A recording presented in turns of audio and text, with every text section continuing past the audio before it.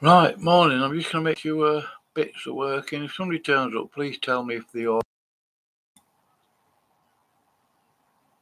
I hope you will. I would even do that for my worst enemy. Even somebody that hated me, because I'm not a bigot. If I think somebody's a complete idiot, I want them to be able to do the live stream so everybody else can see how stupid they are. So I'm going to share a screen. If you're there, please tell me if you can hear me. Even if it's just a thumb up or whatever.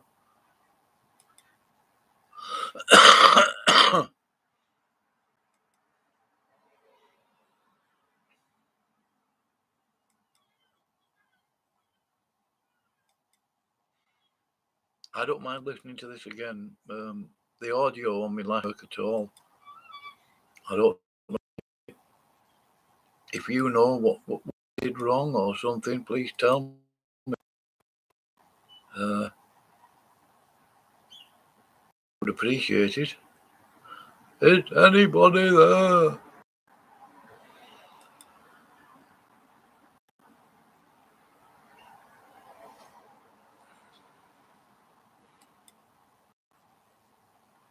And please feel free to vote.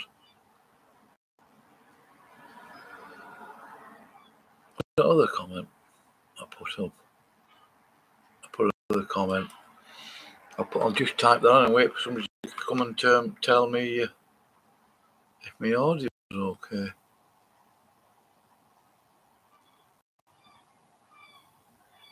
I don't know. I might go to my own channel and find out for myself. You can't rely on people these days, Unfortunately. You've just got to be awful with everything. Unhelpful or whatever. What can you do?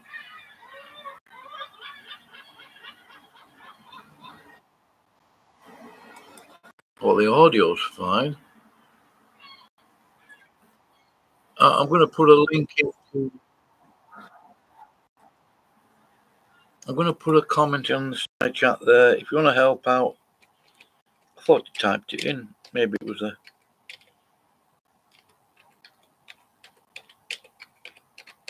I would like to see him doing this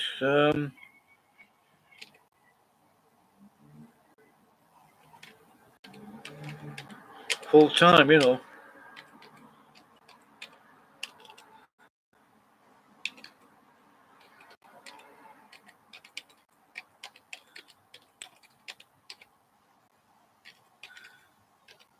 Just make sure I've typed that correctly. Please help out Kevin Thompson. PayPal. Kevin at beyondthefundamentals.com. That's the address of his website as well there, beyondthefundamentals.com. I hope you check it out. That's up to you if you do or you don't. I'm not worried. I sat here weeping. Both are dumb. Yeah, thank you for your vote. I'm going to play this video now, Kevin Thompson. Please tell me if the audio is coming through okay. I'll probably know. I'm going to...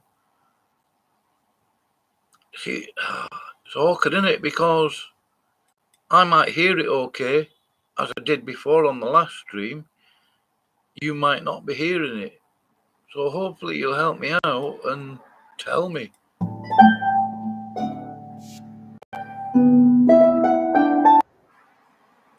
Now let's just see if that came through.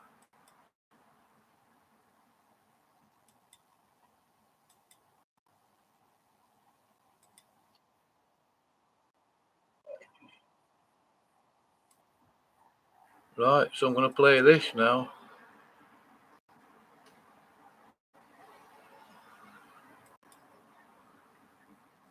Just possibly, well, this is the 2.5 times I've made this. Let me just get rid of that tab. I listened to it this morning, most of it, 3/4. 4/5. So I've got to listen to it again because the audio didn't come through.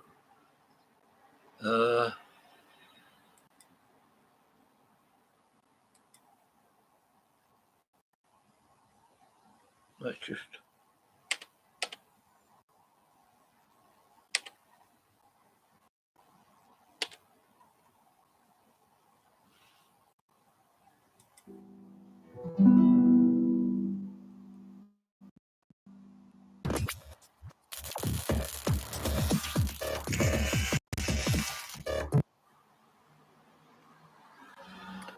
Welcome to Beyond the Fundamentals. It's good to see you.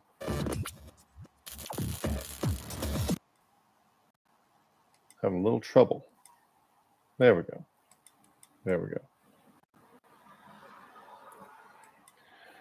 So today we're talking about the fact that Calvinism is just a symptom of a deeper problem.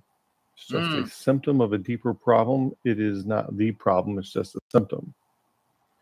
And I'm going to show you what that is and what we can do about it. And this is very, very important to get what I'm saying today because it's not super easy to grasp or to communicate. So the listening closely is going to be very, very important.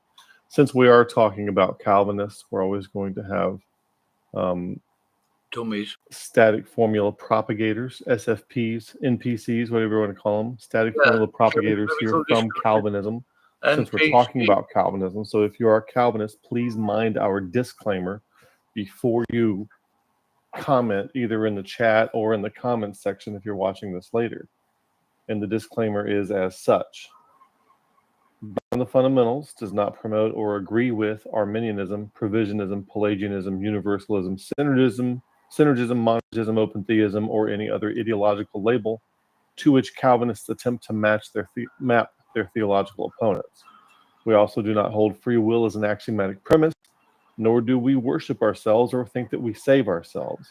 We completely support biblical predestination and biblical election while So if you want to comment in terms of those things, mind the disclaimer. And also, whatever you're going to say, if you're a Calvinist, whatever you're going to say has already been proven wrong on the channel in other videos. So please just don't. We invite you to become educated. I find out more and more when I'm talking with Calvinists, and I don't have the time to talk to 1,000 Calvinists about the exact same problem they all have. That's why I make videos, okay? But so 1,000 Calvinists can go watch my videos and be corrected, okay? But I don't have the time to correct 1,000 Calvinists individually. That's why the videos are there. Yeah. So don't try to engage in a debate or a dialogue or anything like that. We will be setting up one-on-one sessions for a fee. You can pay to have a one-on-one session if you want to do that sort of thing in the near future. That'll be coming. But that's not what those are for. And we're already familiar with all of Calvinism. Our time is way too valuable to spend it hearing Calvinism come from a different NPC like you, okay? We don't have that kind of time. So if you want us to take that kind of time, you're going to have to pay for it. Otherwise, go watch our video, be corrected there, and let us go on with our growth and transformation content. If you like what you're getting here, we ask that you consider supporting the channel financially. Could not do this without you. It takes a lot of time, space, resources, energy, and money to produce the content here. We are not just regurgitating some same old formulaic statement of faith, party line, denominational stuff that comes from on high at Dallas Theological Seminar somewhere. We are aggregating and collecting like Solomon did, considering everything he possibly could get his hands on and bringing it in through a Christ-following perspective for your consumption. If you appreciate that and if you find it useful, please consider supporting the channel. That's very, very important moving forward. We are also share all of that. Put screenshots up there. Find a screenshot of something you like and post that, say something about it, and then send a link. So we have some loose agenda items today. And the loose agenda items, what are the deeper problems? We have domain confusion. People are making epistemic claims using moralistic arguments. That's a problem. We have a lack of humility. That's probably the biggest problem. That's probably the biggest underlying problem is the lack of humility, and we're going to talk about that. And it's a very good chance that that's not what you think it is. Stagnant dogma is a problem, or being susceptible to it, thinking that that's a good idea is a problem. The quantity of influence factors is a huge problem. The lack of fluency in cognitive domains. I'm going to show you a slide that has a good variety of those on there with which everybody should be familiar. Like you should become familiar with what I'm going to show you. Edification modality, everything that goes on in church today, the edification modality is immature in accordance with Ephesians 4, 11 through 16. So the immature edification modality is producing immature people. That's a problem. We have a lack of wise elders, and there is a lack of meaning in religamenting in religion. Religion is supposed to religament us back to something, and the religion is actually not doing that. It's actually causing more fragmentation, driving us further away. And even if you're not a Calvinist, so this video really isn't exactly this isn't really about Calvinism. This is about what underlying conditions are there that of which Calvinism is just a symptom. And if I can drive one thing home, it's really that I need you to get out of your head that going to a different static theology is a good solution to Calvinism, because it's not, right? There's lots of Christian churches who are being overtaken by Calvinistic churches. Well, if they're being overtaken, something's wrong with them to start with to make them susceptible to being overtaken. Okay? Yeah. What is that? That's the question you should be asking. Yeah, Kevin's going on about his provisionism on this live stream here. It's dumb, Kevin's biblical discussions. Folks are happy just when they can have a non-Calvinist explanation for something, or somebody leaves Calvinism and goes to either, free grace or provisionism or traditionalism or mid-acts dispensationalism or something like that, and they think, oh, the problem is solved. No.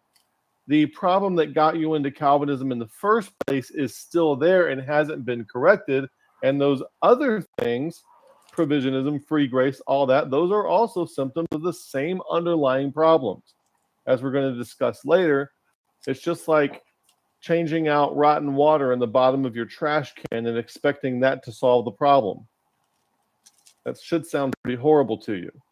And when people call me or text me or message me or email me and they say, hey, can you help me find a good church where I am? You have to understand that the places that call themselves churches aren't churches at all. And the things that they are following, the things they're advocating, when you call me and say, can you help me find a good church? I hear something like, can you help me find a good trash can that's got clean water in the bottom of it? That's about the question you're asking. All right. Now, I also realize this. I also realize that any particular level of consciousness in your zone of proximal development, you actually have to pursue thinking that those places are churches until you realize they aren't. So you're going to keep getting bounced around like a ball in a pinball machine from church to church, thinking that there is a possibility of finding one that's worth anything. Yeah, I think Dave would agree with that. Praise, I was going to listen to that Sam versus Turret and Fan on Standing for Truth. I got a bit bored listening to the preamble, to be honest with you, so I left it. How was Turret and Fan, was he useless, or was it Sam that was useless, or were they both useless? Curious. Oh, what happened? Why didn't you stream this morning, Praise? I wonder why you didn't stream.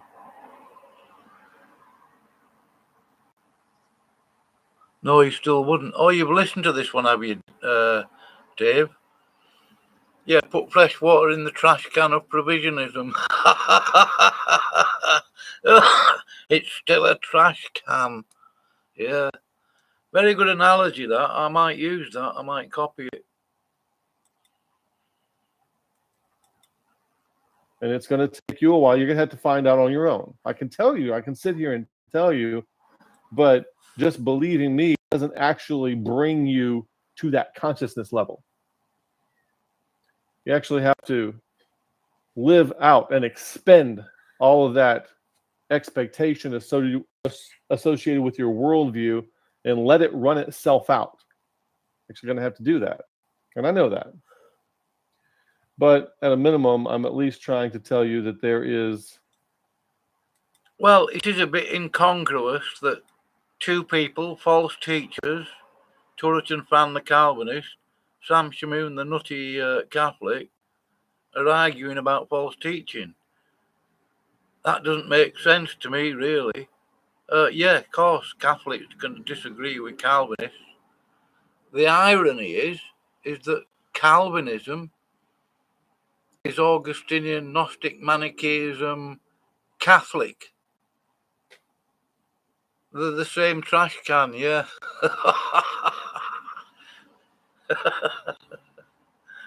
Oh dear. I think Kevin's Biblical Discussions thinks I'm stupid or something. He's a novice.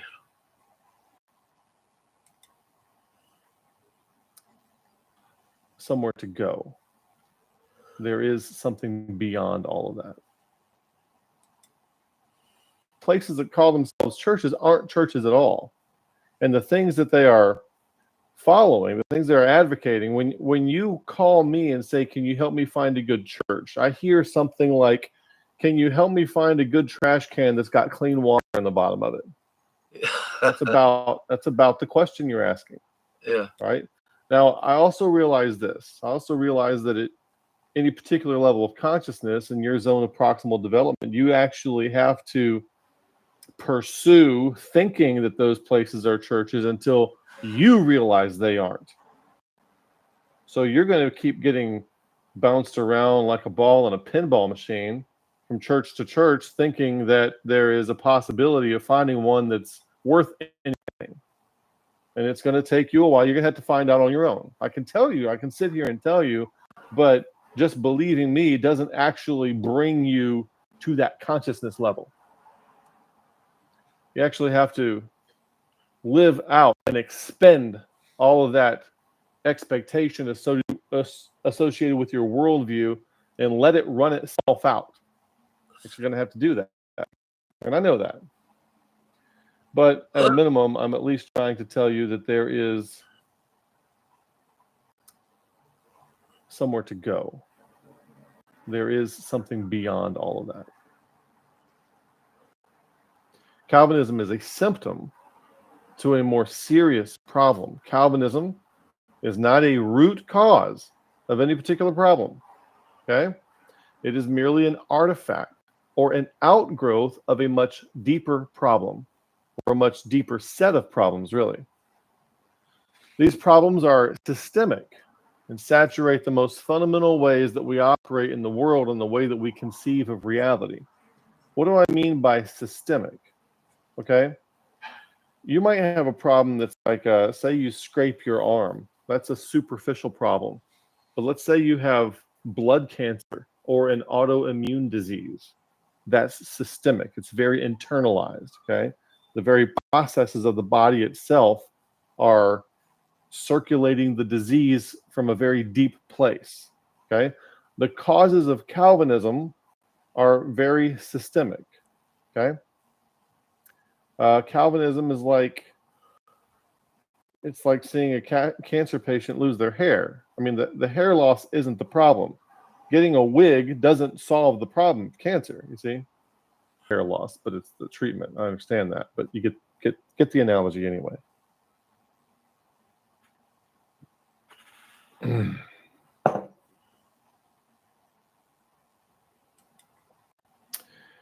Got a comment. What is he saying? There's no good churches in the church. So these problems are systemic, like a blood cancer, like an autoimmune disease, and they saturate the most fundamental ways that we operate in the world and the way that we conceive of reality.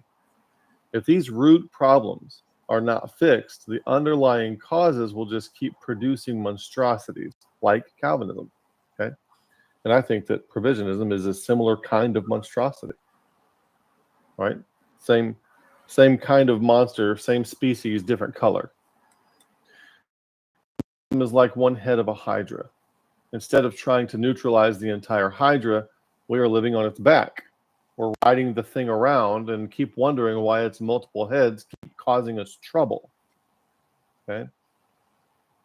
So we've had a few success stories recently where we have exposed stealth Calvinist pastors, and they have wound up ultimately resigning. Okay, and we think, well, that's a victory for the Bible, right? Maybe, I hope so, but the underlying problem which made them easy prey in the first place, which caused them, which enabled that body of people to hire such a person in the first place, are those problems solved? You see? What are those problems? And are we doing anything about that? We can't run around treating this symptom of Calvinism and think that we're really doing anything. We're not doing anything.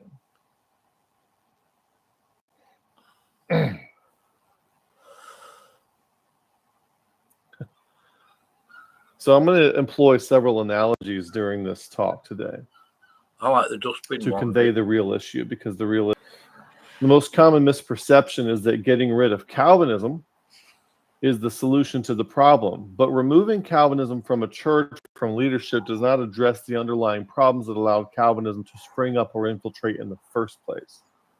Changing from Calvinism to Provisionism, or from Calvinism to free grace theology, does not address the underlying problems. It actually perpetuates the environment that fosters the development of propositionally reductive mindsets that lack dynamism and fluidity.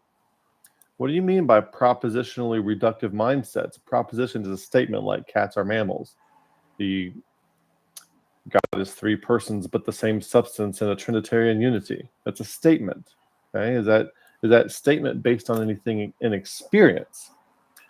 Maybe it is, maybe it's not, but I'm guessing for 99 infinite number of nines, percentage of humanity, that it's not based on experience at all.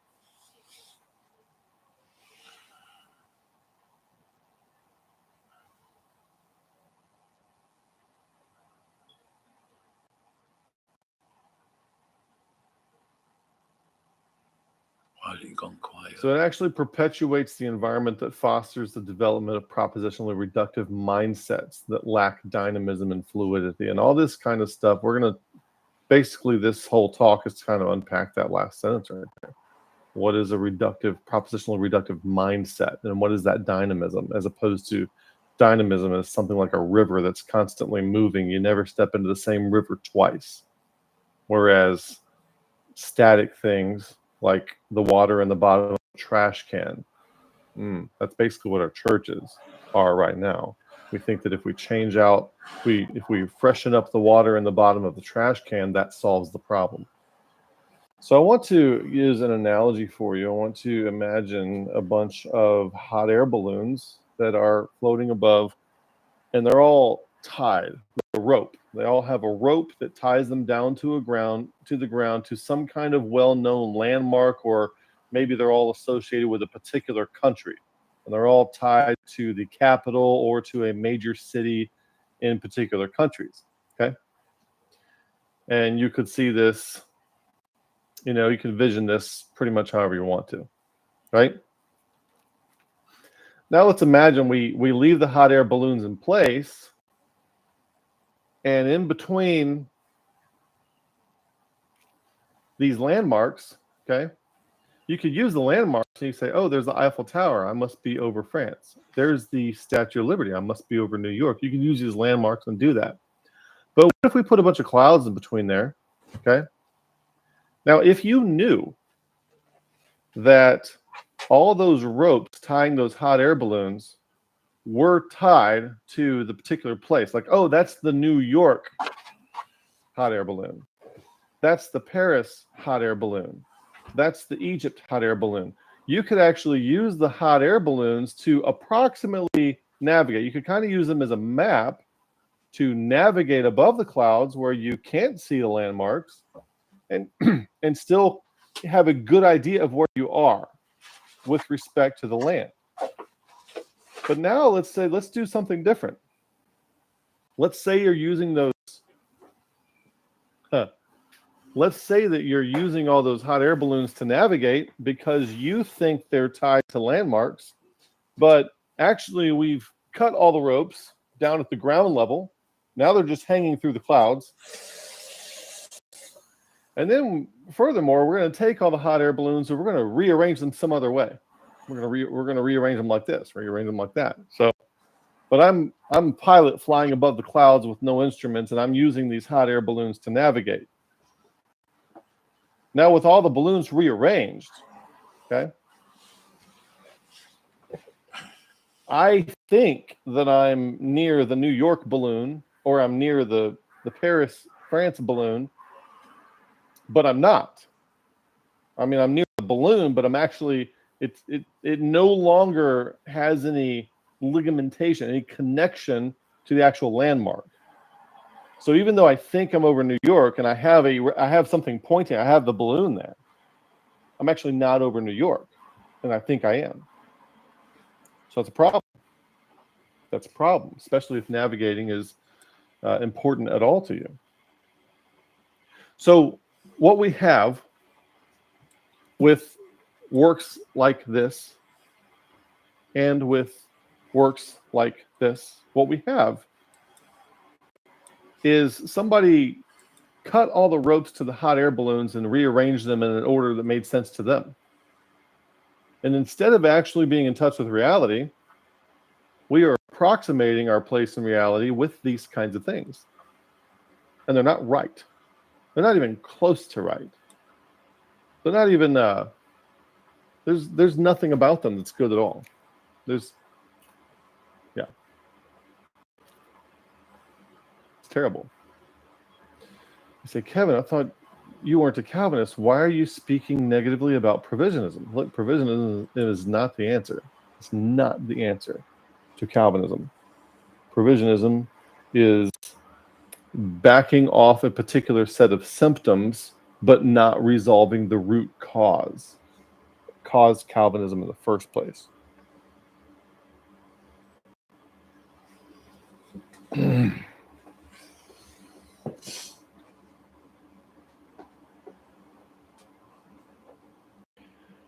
Marquis says, trying to convey this to people who are very entrenched in this way of thinking is very tedious. Okay? It is. And I'll tell you why. Plug your ears. If you got kids listening, plug their ears because I'm about to say a cuss word in 5, 4, 3, 2, 1. This is called the bullshit paradox. Okay? The bullshit paradox. I'm not going to say that anymore, so you can uncover your kids' ears. But what that paradox is when you say something that is just complete and utter balderdash. Okay? And that's the actual term for it, by the way. It's not just slang. It's not just something I'm saying. The only reason I'm repeating that is because that is what is actually called in academic circles. So we're going to call it like the balderdash paradox. You can call it the humbug paradox. Okay? The balderdash paradox is that it takes somebody very little effort to generate the balderdash compared to the amount of effort that it takes to undo the balderdash. And that's a problem. And it takes a lot of time. Yeah, let's go. It's been a minute. Yeah. Hello, good to see you. It's good to see you too. I miss you guys. Been a lot going on here. A lot going on. Some of it good, a lot of it troubling, put it that way. So we have some videos out there on provisionism and what some of the problems with it are. So you can go watch those videos whenever you get a chance. As we move forward in today's session, I just want to put a little reminder out there. that when we look at Christianity, we do not look at Christianity as a set of beliefs, okay, like some of these fools do. We look at Christianity as following the way that is Christ. And to substitute Christ for a set of beliefs, for a set of propositional statements, truth claims about Christ, or about God, or about what we think is biblical ontology, etc., and so forth. When we do that, we're actually committing idolatry, okay? Because there's what wisdom that can be spoken is not wisdom. The God that can be uttered is not God, okay? When I say the word God, it actually is not God. It's just a three-letter syllable, which in a different language means something completely different. So it is actually not God. We need to understand that. And so we need to remember not to model God. We're following Christ as the way. In the Bible, following Christ was referred to as a way, not a set of beliefs.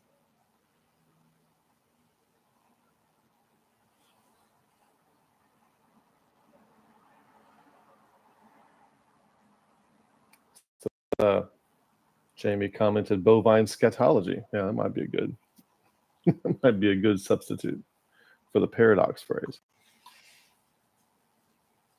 Bovine scatology. There we go.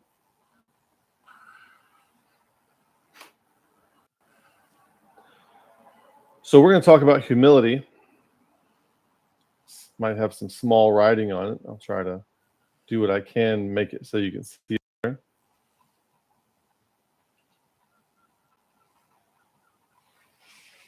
When we say humble, okay, first of all, we're going to talk about humility. Why are we talking about humility? It's one of the big problems. One of the big problems we identified a few minutes ago. This is lack of humility. Number two, lack of humility. So let's talk about humility. When we say humble, we are not talking about an ideological requirement to see yourself as lowly. We are talking about the recognition that your current perspective is wholly inadequate to comprehend, grasp, or explain. People, especially Christians, Western Christians, they think they're being humble when they take Paul's line for themselves and they say that they are chiefest of sinners and that they are nothing without the grace of God. And they think, oh, that I'm humble if I say that. Yet by making such statements, they are also pridefully presuming that they have enough of a grasp of all these concepts in order to make such a definitive, make such definitive declarations about them. They're making ideological statements. To think that any particular ideology is definitively correct is arrogance. So when you say, I am totally depraved and I'm utterly sinful, you are elevating a systematic theology above and beyond that which you are mentally and cognitively capable of evaluating, and that is arrogance.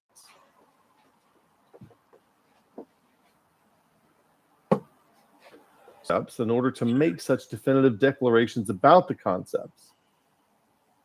That's prideful. Christians have come to confuse self-deprecation for humility. The person who can put themselves down the most. Oh, I'm so sinful.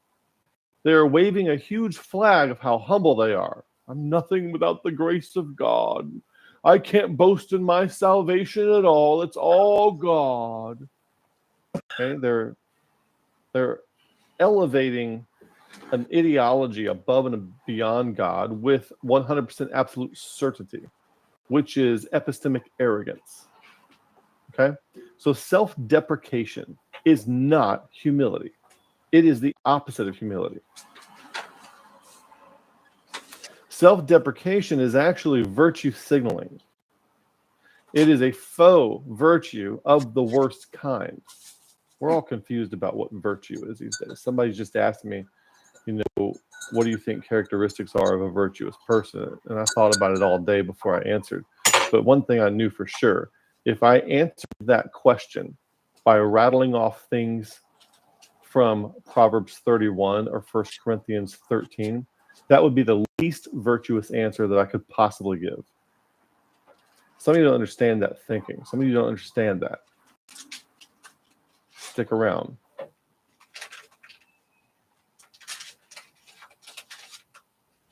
So it's a faux virtue of the worst kind, self-deprecation is. That's not humility. The typical Christian's version of humility is to outwardly esteem themselves as lowly as possible in the language of a particular ideology, such as Calvinism. Yet in doing so, they are essentially claiming to have full fluency in all the aspects of everything that ideology claims to have coverage. Okay? So when you make definitive statements about how wicked and awful and totally depraved you are, you're claiming to have full fluency about everything a book like this mentions. That's really something you should be doing. Don't you think that's rather arrogant? You really think you have full fluency in all that stuff? A Christian will call themselves a horrible sinner in one breath and then turn and render an ideological explanation for why things are the way they are in the next breath, as if they have unlimited explanatory power. You hear James Ross, we've talked about him. He will say, oh, I'm just a totally depraved sinner saved by the grace of God. And then he will tell you exactly what you're supposed to think and say about something. That's not humility. That's arrogance. Okay? They act as if they have unlimited explanatory power. A Calvinist will tell you that he's a depraved sinner who has no hope without God, and they think that makes them humble. Then if they are asked about topics like God's sovereignty or free will, they will stake utterances that contain all the proper explanatory power for what a person's disposition toward these concepts should be. That's not humility. That is insurmountable arrogance and pride. See if I can move my little picture here. Oh, that's the other way around.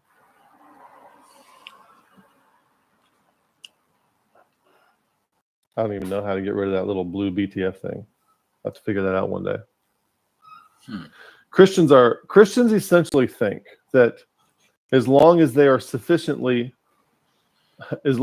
sufficiently self-deprecate on the forefront, that they can be a know-it-all in every other aspect of life and still check the box of being humble. No, I'm going to say that again. Christians essentially think that as long as they sufficiently self-deprecate on the forefront, that they can then be a know-it-all in every other aspect of life and still check the box of being humble. It's not how it works. No.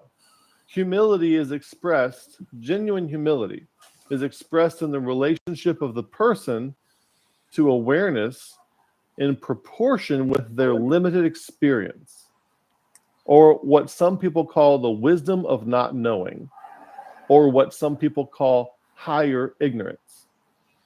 Okay? It's not ignorance of the basic facts. Okay? I can sit here, I can tell you all day long. I don't know why it's doing that. I could tell you all day long what all the proper independent Baptist answers. Okay, I'm not ignorant of what that formula is. But when somebody asks me those questions, the reason I don't give those answers anymore isn't because I haven't been taught them. It's because I realize how narrow and myopic they are and how arrogant it is to presume that they're adequate for anything. And that goes for Provisionism, and that goes for Calvinism, that goes for all the things. Okay? A humble person has a loose sense of their known unknowns and their unknown unknowns. And they know not to presume fluency outside their limited bounds of knowing. In the military, we're constantly having to talk about what are our known unknowns and what are our unknown unknowns. Okay, you might say, like, we know the enemy is over there. We don't know how many there are. So that's a known unknown. I know that I don't know that. You see that? I know the enemy is there, but I know I don't know how many enemy there are. Now, what's my unknown unknown? I don't know what surprises they have. Maybe they have an atom bomb. Maybe they have an alliance with another country that we weren't expecting. Okay, maybe there's all kinds of things that they could surprise you with. What are my unknown unknowns?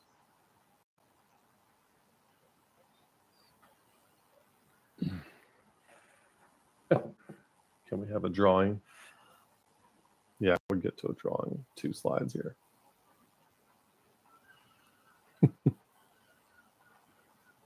Humility does not bring morality into ontology. And if you listen to Calvinists and Provisionists talk, they'll make all these moralistic statements about the character of God and how the other side is somehow denigrating the character of God.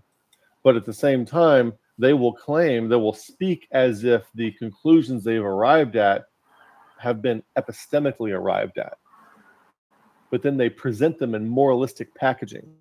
You're making a monster out of God. Well, how about you've misunderstood the evidence? Yeah, Kevin, he's going to make a comment on here in about 10 minutes. Oh, provisionism is better than Mormonism, something like that. That's moralizing. I suppose somebody could argue that being a Jehovah's Witness is better than being a Mormon. That doesn't prove either are correct. Both of them are incorrect.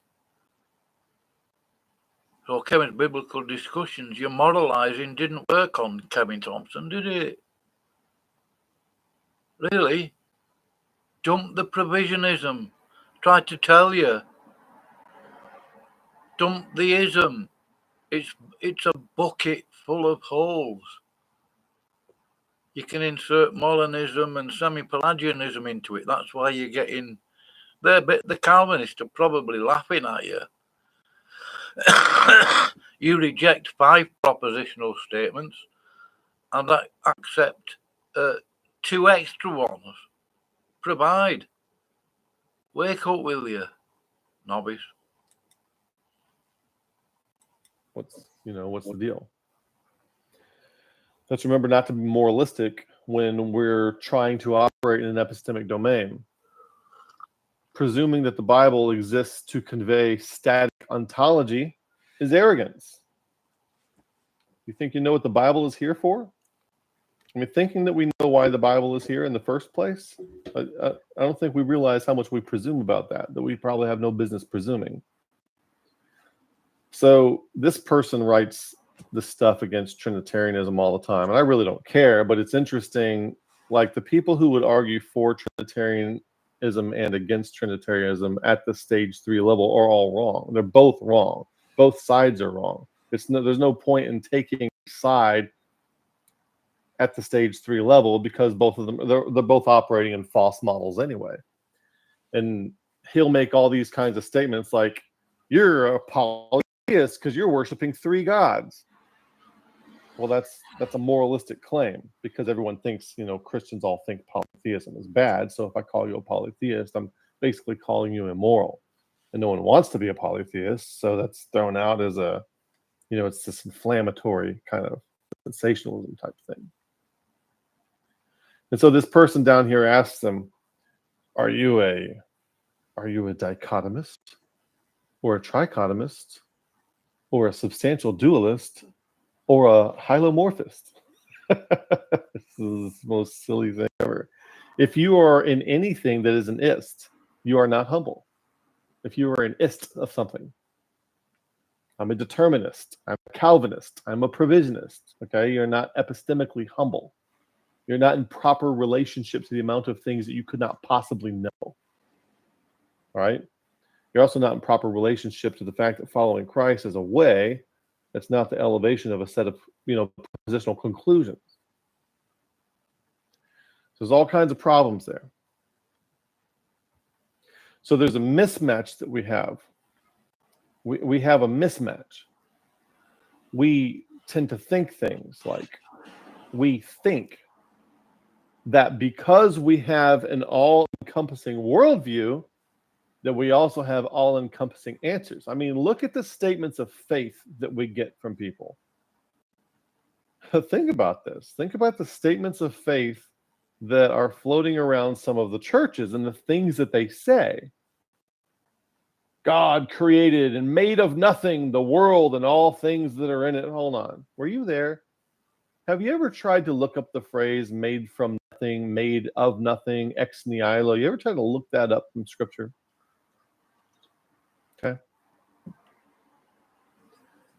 London Baptist Confession, create or make the world and all things therein, whether visible or invisible. So what I'm trying to show you is that the scope of the worldview is everything. It's all inclusive. The Belgic Confession, the Nicene Creed, maker of heaven and earth and all things visible and invisible. The Baptist Faith and Message talks about the Bible without any mixture of error. You know how dangerous it is to have a book in having mode with the idea that there's no mixture of error in it? You know how many Christian denominations are out there? There's 45,000 estimated if you Google it right now. 45,000 estimated Christian denominations out there. And a lot of them are running around who all disagree with each other, saying that we have the infallible, inspired word of the living God without any admixture of error.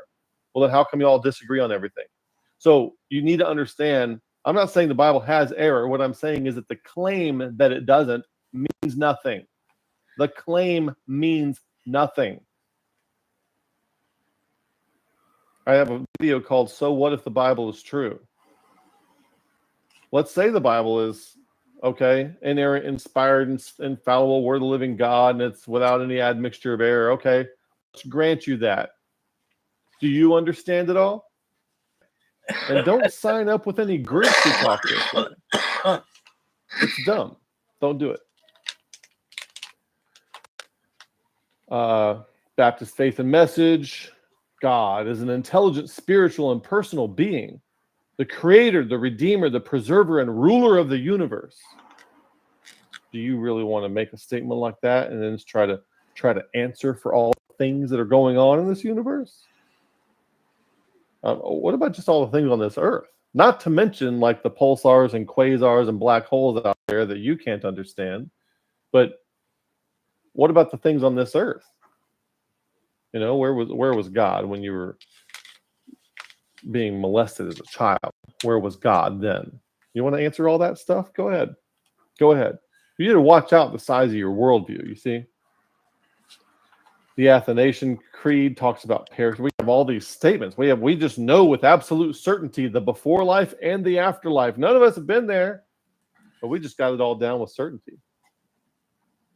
God is the Trinity and the unity, neither confounding the persons nor dividing the substance. The Vatican, number 7 here, has a view on extraterrestrials.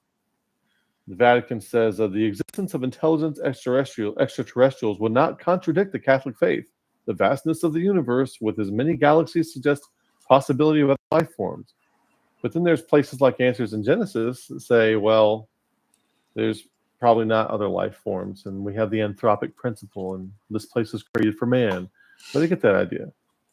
It's moralistic to believe such things based on what you find in what is essentially a religious book, whereas the endeavor to answer questions like that is not found in a book that is not written with the intent to reveal such things. You see? To reveal or conceal such things. I mean, what's wrong with us? So the thing is underlined. You'll see what I'm talking about. Hang with me here. The Church of Jesus Christ of Latter-day Saints. This is basically the same. Also, I've created them mine own purpose. By the Son I created them, which is mine only begotten. I think this is kind of fun. I want to put this last part down here from the Doctrines and Covenants. I want to separate it from where it came from and just post it in these Calvinist forums. He comprehended all things, and all things are before him, and all things are round about him. He is above all things and in all things, and is through all things, and is round about all things, and all things are by him and of him, even God forever and ever. Okay? Go ahead and write that. Somebody said we don't even know what's going on in our own bodies. See, gut flora. Yeah. Yes, indeed. Everybody needs more KT and BTF in their life. Everybody does. God allows it. God ordained it. All ordained. He will use it. That's the exact kind of thinking that we should not do. I don't know who you are, Beth Arnold, but this is very arrogant kind of thinking. And we can't be making statements like this. Okay. It's not helpful. It's not helping anything to do that. Kevin's biblical discussions, by the way, this is not me saying this, some other Kevin. Provisionism is not the same as Mormonism. has those same features and problems as Mormonism. Okay, it's a different color car, but it's still the same kind of car. That's what we're. Yeah. Nice one, Kevin. Yeah, you're going heavy on provisionism, are you? That is stupid. We're here to say, okay? So my job is to do the talking, your job is to do the listening. So let's make sure that you're doing your part well. Listen to what I'm saying. Because if you are negating what I'm saying, you're missing out. I hope you catch the irony on what I'm saying here. I'm talking about humility. So we have this all-encompassing worldview that reaches to the extent of the cosmos. We have statements about worshiping the God who has created, has ordained all things in all of the cosmos. Okay. We have statements that we believe for moral reasons, which have the farthest extent of the cosmos. Statements of faith include things like purpose of everything in the cosmos, teleology. Somebody just said, God allows it, all is ordained, he will use it. Okay, so we've assigned purpose moralistically to everything in the cosmos. Do we have any kind of experiential reason for making such a statement? See, we have teleology for the whole cosmos. We have the origins and the creation of the whole cosmos. We have eschatology of the whole cosmos. Statements about extraterrestrials. We have ontology. What are the things that exist? We have all this in statements of faith, which has never undergone serious, earnest endeavor to disclose the facts of reality from a first-hand or third-person, objective basis with experience and testable, demonstrable, repeatable. That's not the kinds of things that are in our statements of faith. We're making statements of faith about something that's the wrong domain of inquiry. That's not what faith is about. Faith isn't about making declarative statements about what does and doesn't exist. That's not what it's about. That's not what it's for. That's not what the Bible is here for. That's what I've been subjected to. Yeah. I hear you. I hear you. We've all been subjected to stuff like this, and it's difficult to unhear it. I heard a pastor the other day talking about narcissism and trauma, like complex trauma. And the first half of his talk was like all behavioral, developmental, science-based. And then about halfway through his talk, he completely switched over into ideological mode and started talking about why do bad things happen? First causes, second causes. When the complete ideology, he just completely flipped the script and went off course. And he probably doesn't even realize he did that. He was giving party line answers to all this stuff. So the problem here is that our all-encompassing worldview has a huge scope to it. A huge, huge scope. It includes everything. You see? We have a worldview that includes everything, but I don't even know if my cat is allergic to grass. You see? Think about that. How many medical problems do you have that you're not exactly sure what the issue is? How many relationships have you had that kind of went sideways and you're not exactly sure what went wrong or how to fix it? You got an all-encompassing worldview. And so these little arrows here, I didn't mean to keep that comment up there. Yeah, look, he's got it. Our buddy from the UK over here. That's me. Says provisionism is not necessary. King James onlyism is also not necessary. Yeah, I'm not an onlyism. I don't have a doctrine of King James Bible only. I cannot think of a better name for my channel. They can either attack the King James Bible or me. Either one, and usually it's me. If you can think of a better YouTube channel name for me to use that's not necessarily labeling, although that is a form of labeling, let me know, please. Feel free. Actually, it might be necessary for as long as you need that level of rigidity in first half of life wisdom, but it is not ultimately necessary. As Forging says, no ideological system is necessary. These are the things that hinder us. So we have this all-encompassing worldview, which leads us to this big, huge delusion of thinking that we have all-encompassing answers. You see? When your worldview includes everything that ever existed, when your worldview includes everything that exists and everything that comes to pass, and you are ignorant about almost all of it, while thinking that you have answers, you think you've got, I've got a cosmic worldview, I've got cosmic answers. When I was like 21, 22, 23, I was very well versed. I was in college. I had Calvinist professors. I was King James only. They were not. And I could win debates with them. I could win arguments with them. I could shut them down. Okay? And I was stupid and dumb as a box of rocks. I thought I had answers about relationships. I thought I had answers about kids. I thought I had answers about what should go on with churches and in families and in pets and in countries and what politics should be like. Man, I had all the answers. And it wasn't because I was some young punk full of, spit and vinegar thinking like they know more than their parents. It wasn't like that. I was actually, with regard to those kinds of things,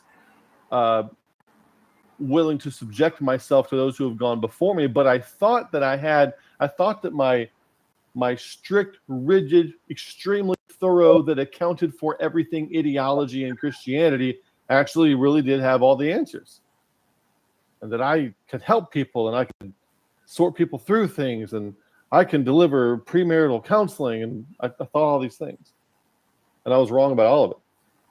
So the big delusion is that having a cosmic scope worldview gives you cosmic scope behavioral wisdom and answers, and it doesn't. You want to hear an example of this? Listen to anything J.D. Martin says. Okay, look him up, or anything James White says. But J.D. Martin is a lot. It's like a little cartoon character. It's a lot more fun to listen. It's hilarious if it wasn't so sad. He just thinks he knows all the answers, and he's under this delusion right here. He's got a big cosmic scope to his worldview, so he thinks all the answers provided in that worldview by nonsense like this also have a cosmic scope. We know everything. I don't even know if my cat's allergic to grass. He might be allergic to dog food. The cat gets little sores on his skin sometimes. And sometimes he gets them when he's had dog food and he's not supposed to. Sometimes he gets little sores on his skin when he's been outside. I don't know what he's allergic to. But you know what? I've got this ideology. I've got all the answers. I know everything. So that's how we act, you see? That's not humble. I am totally depraved, but I know everything. That's not humble. Who are we fooling? So that's the big delusion.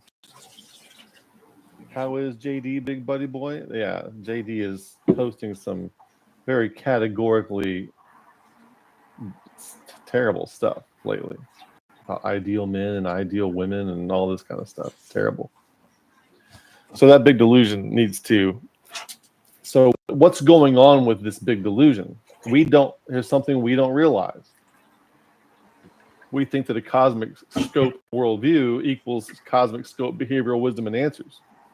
In other words, to word it a different way, we think that the bigness of the scope of our worldview equals the rightness of the answers provided by it. You understand that? And what I'm here to tell you is that it is absolutely no less than just dangerous to have an everything included worldview, Because then you think you have an everything included set of answers. And you don't. You don't. You don't have 1/10 of 1% of the world's knowledge. Much less do you have that much wisdom. And yet you have a worldview that's all-encompassing. And that we don't know that we're doing this, but because our worldview is all-encompassing, we think that all the answers and post hoc rationalizations that it provides to us are also all-encompassing. Oh, this happens? My worldview, that's demons right there. That's demons for sure. That's an evil spirit. How do you know that? You don't know that. I get frustrated sometimes. I deal with some pretty complex problems, and when I try to talk to some folks about them, I get these reductionistic party line answers like that. Oh, that's demons. Don't waste my time. Just don't. That's not Christianity. Okay, it's not Christianity to give these party line reductionistic answers.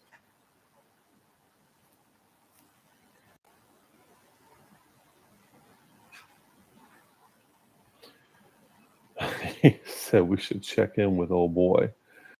Yeah, we should bring him on here and ask him about some of these memes, these categorical memes he's been posting lately.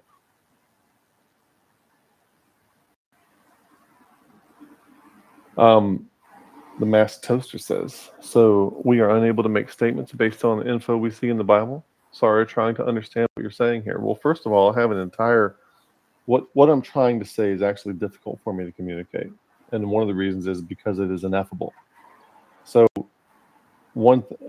so our entire growth and transformation playlist is designed to circumambulate around this concept enough to where that after you've made it through the whole playlist, you kind of have an idea of the perspective that we have, and you start to see. So you start to see more clearly, like, oh, wow.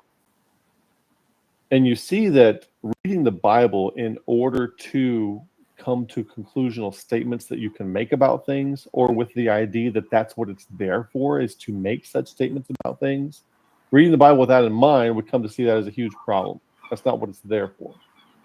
Learn this through experience and through seeing more clearly. And there's things you're supposed to be doing with the Bible. You go back and forth between the experience of Romans 5:2-5, and then back to the Bible. And your experience informs your understanding of the Bible, then the Bible informs your understanding of experience. And the idea is that you get a transformed mind. The idea, Romans 12:2, transform. Be transformed by the renewing of your mind. The goal of interfacing with Scripture is not to arrive at correct conclusions. The goal of interfacing was formed to you, to produce a Mr. Miyagi or a Yoda out of you. That's the goal of interfacing with Scripture. Making statements about things is not the point of the interface or the series of interfaces that we do with Scripture, or the interfaces that we have with the edification process.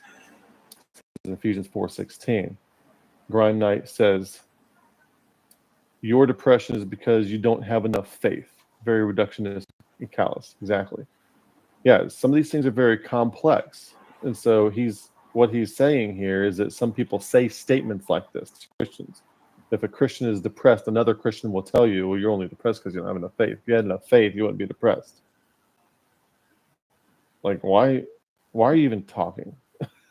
Do you understand what all is going on? And it was like, you did watch the video on what we learned from, I think it's like 83,000 brain scans. And I think there's been an updated TED video that I haven't seen yet. It's like same dude talking about what we've now learned from 160,000 brain scans. Okay. Dr. Right Life says, Kevin can now tell all of us what we are thinking. No. You are a Calvinist, which means you don't think. What you're doing is called simulated thinking, and everything that you would think is in here, or a post-rock, or everything that would occur to say would come out of here, or a post hoc rationalization of it would be generated by comparison with something from here. Okay? So what you're doing is not thinking. So there's nothing to read there. I don't even have to read your mind because there's nothing going on in it. And I'm actually not trying to be pejorative when I say that. But an ideological mind is simulated thinking. It's not actual thinking. And Solzhenitsyn said that intellectual thought is non-imitative. Calvinists can only be imitative, which means there's nothing intellectual going on there. Yeah, Kayla says it's easy to predict what NPCs are thinking or not thinking. It's easy to predict the script that they're following and the one that they're going to react to. I have a video called Calvinist Tactics Exposed. I recently did one on the top 3 logical fallacies. I can tell you before you start what your top 3 logical fallacies are before you even start. So go watch that video and you'll find that I'm right. Okay? There's nothing to defend there. It's just how it goes.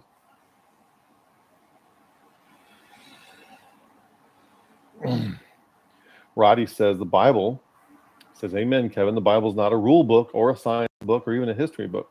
But I could go on. And I'm glad you brought up the rule book, because people like J.D. Martin would say, oh, I have all-encompassing scope. Okay?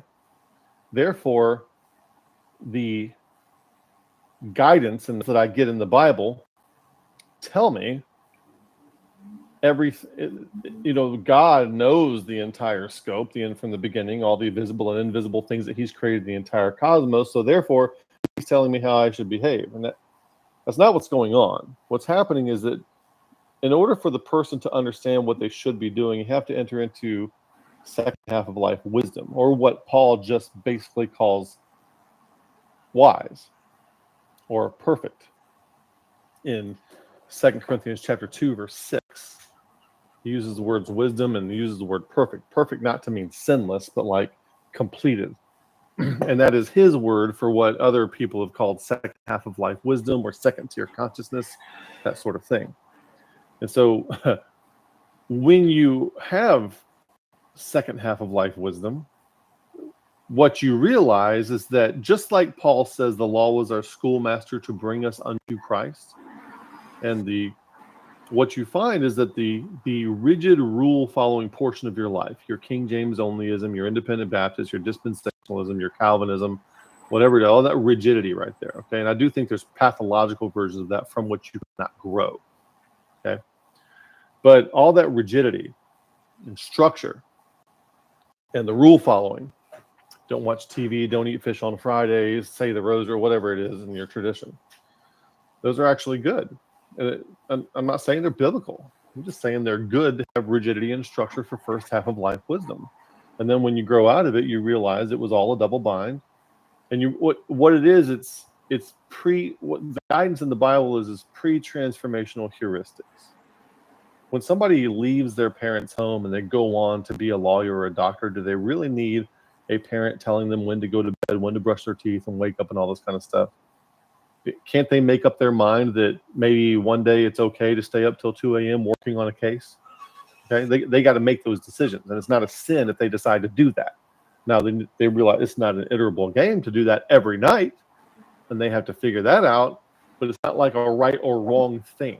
Okay, or let's say you're taking an Olympic athlete. Now, if you're just a regular person, if you have, a Twinkie a couple times a week, big deal. But if you're wanting to be a gold medalist, maybe you're not going to be able to do that. So it's not a right or wrong thing. It's about what you're trying to accomplish and what you're aiming for in the context in which you find yourself is going to greatly alter the more or less rules or the guidelines or the boundaries that you set up for yourself, which may be much more stringent than what's found in Scripture. But what we find in Scripture is pre-transformational heuristics, non-contextual pre-transformational heuristics. When you go into second half of life wisdom, you start learning how to contextualize heuristic behavioral guidelines tailored to whatever you're aiming for. And then the pre-transformational heuristics are frankly no longer needed. Now that sounds immoral to a lot of you, which means you're still in first half of life wisdom, and that's okay. It's okay. Just chill. So yeah, the Bible's not a rule book, but does have some pre-transformational first half of life wisdom in it.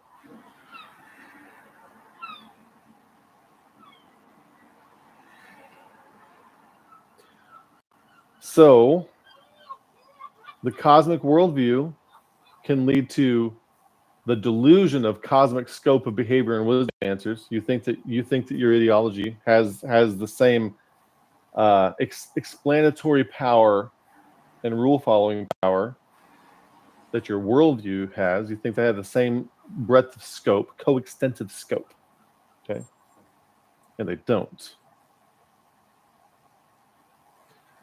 That's the big delusion, or another way to say it is that we tend to think, without realizing we think this, that the bigness of the scope of our worldview equals the rightness of the answers that we derive from it, or that we think we derive from it.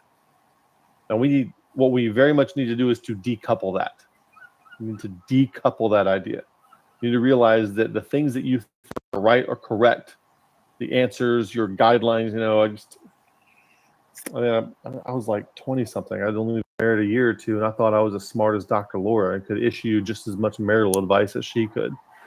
Boy, was I ever wrong, okay? Because I had a worldview that had the full saturation of scope to the ends of the universe, that meant I had answers that went that far too. I don't, and neither do you. So decouple that. As a matter of fact, maybe even tone down your worldview a bit. Back off some of that stuff. Don't feel like you have to take a position on what exists in the universe or how it got there. Back off. Just chill. Chill. Just chill out when it comes to that kind of stuff.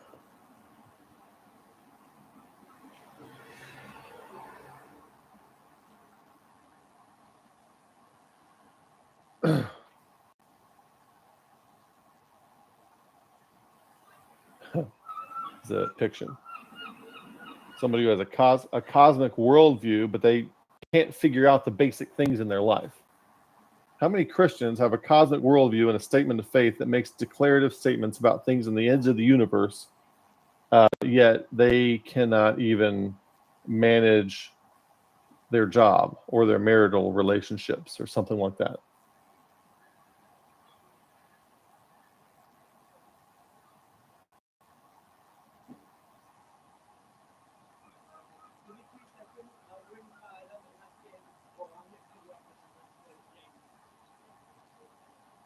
So Marquis says, can you do more videos on second half of life wisdom? I wonder if some parts of our life need that first half of wisdom while other parts can mature into the second half. Yeah, I've done a lot on those, and I know that you've seen a lot of my stuff. I just don't know if you've seen everything in our growth and transformation playlist, which it's all in there. And here's the interesting thing about second half of life wisdom. When you're in first half of life wisdom, you think that the things you need to know can be taught to you. And they can't be. I can't see. When you are in second half of life wisdom, it's going to look different for you than it does for me. So I cannot tell you, I cannot list for you like a new set of rules or new rights and wrongs. It's not like that. It doesn't operate like that. Okay, the Holy Spirit's going to lead you in a bespoke way that only you will know.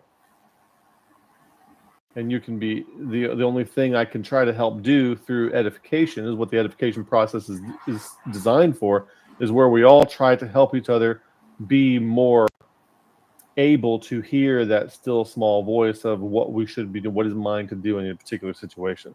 So in second half of life wisdom, things are so contextually dependent that it's difficult for me to say anything that is relevant for somebody else, and it's also difficult for me to say anything that would not absolutely freak some other people out.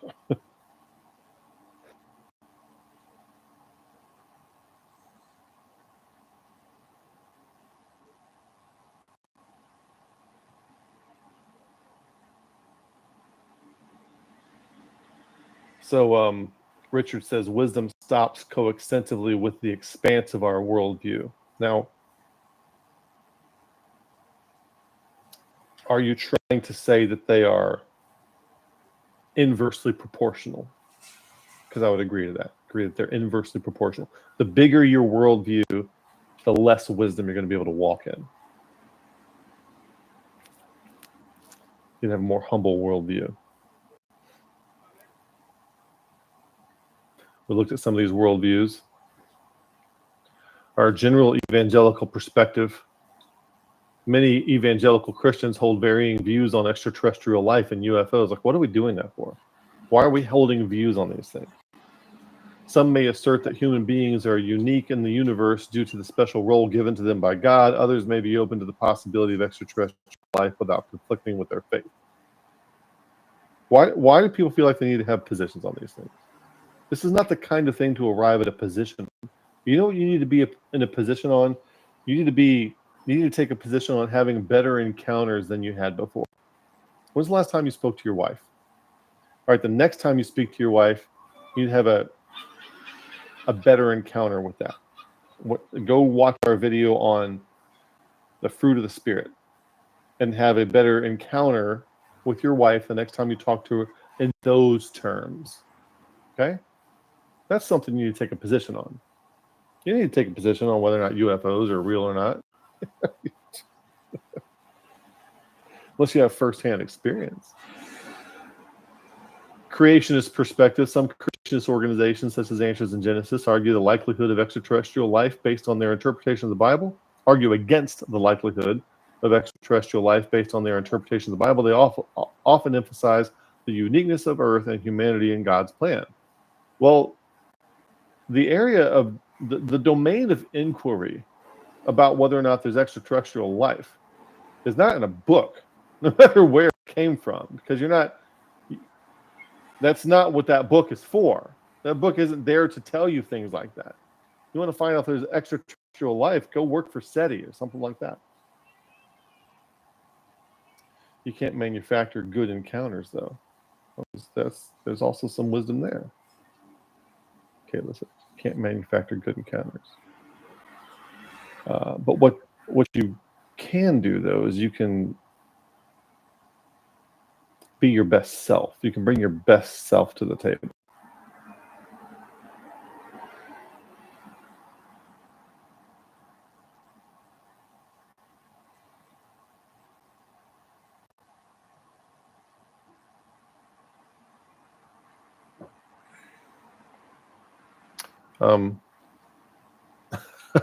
Roman says, why is it so hard for people to, I think he meant to say admit, that they don't know? Bovine scatology. What did John H. say? This is why good storytelling helps prime people for second half of life wisdom. Yeah, I would agree with that. It actually makes a lot of sense, especially with all the, like a Ian or a Campbellite, Campbell, like Joseph Campbell, not, yeah.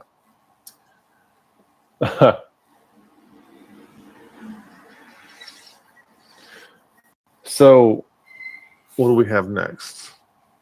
Okay, here's an example of what we're not supposed to be doing with the Bible. I used to be on this bandwagon. I would take Isaiah 44:24. I say, look, it says he stretcheth out the heavens, and he spreadeth abroad the earth, but he stretcheth out the heavens. So what this means is that the Bible was telling us that the universe is expanding all along.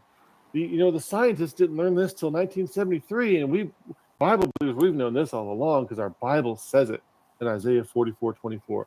No, you just found something new to map that verse to after science told you that. You didn't know that. Something like the red shift in astronomy is basically the Doppler effect with light. If you hear, for example, an ambulance with a siren on coming toward you, it will seem like it's getting higher and higher pitch as it gets toward you, and then it will seem like it's getting lower and lower pitch as it goes away from you, because those sound waves are compressed coming toward you. Sound only travels about 600 miles an hour, and so it's slow enough. Sound is slow enough to where even a moving vehicle can make something sound a higher pitch or a lower pitch. And moving toward you gives you more compressed wavelengths of sound. Moving away from you gives you more decompressed wavelengths of sound, making it sound like it's in a lower pitch. And so cosmically, things are happening to where that Doppler effect essentially happens with light, where certain things are blue shifted as they're coming toward us, or certain things are red shifted as they're moving away, things like that. And so what Christians would always do is say, the red shift, Isaiah 44. That's not what the Bible is written. The Bible isn't written to tell you stuff like this. This kind of stuff is ontological endeavor, which is fine. If you're interested in it, pursue it all you want, but don't make the mistake of moralistically assigning scriptures as if that's what they were trying to tell you. It's not what it's trying to tell you. So I suggest that mapping things in this fashion from scripture constitutes significant disorientation and misuse of scripture, and that we should not be pursuing the type of Christianity that's trying to do this kind of thing. What should we be doing? Maybe we should be getting meaning, having meaning in our lives. And meaning, you can snapshot this if you want to. I'm not going to get into it a whole lot, but having a meaningful life, you're going to have purpose. It's going to have coherence. It's intelligible in such a way that it doesn't strike you as absurd. Because if you don't have coherence, it's just a matter of time before you become nihilistic. And I would suggest that all the Christian paradigms reach a point of absurdity. And you become nihilistic if you don't have something based in experience that you're going back and forth with. Okay?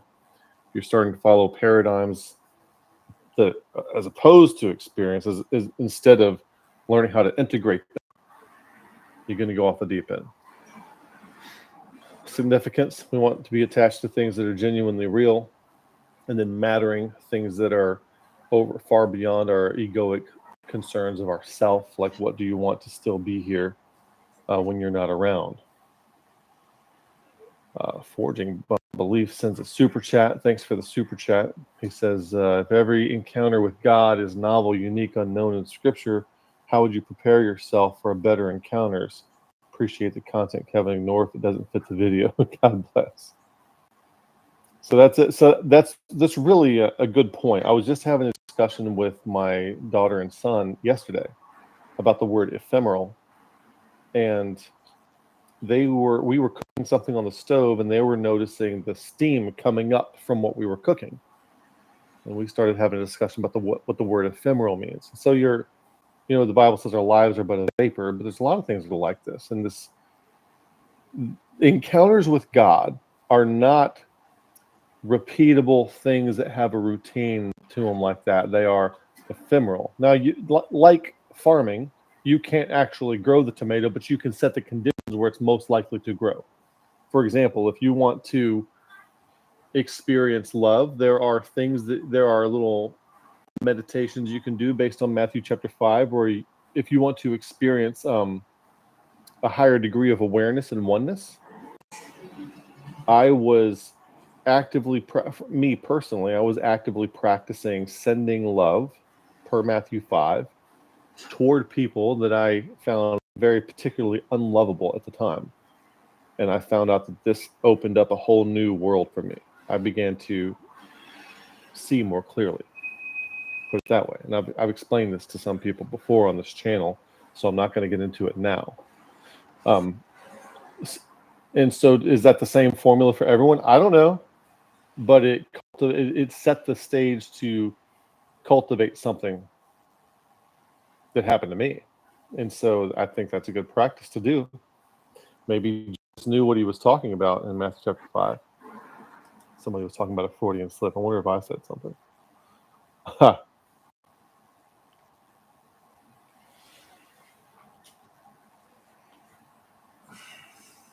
Yeah, you try to cultivate it as best you can. Set the stage for better encounters. But if you want to have better encounters with people in your life, I'd also encourage people to learn how your body works, learn what's going on in your body. Actually, I have a few slides about that here, but especially our videos about like the fruit of the Spirit. That video would be very helpful for people, and the ones that came before it that are mentioned in that one. You could say our whole growth and transformation playlist. If you have all that stuff in mind, you're constantly working on all that stuff, your encounters will get better and better and better over the months and years. So if we were to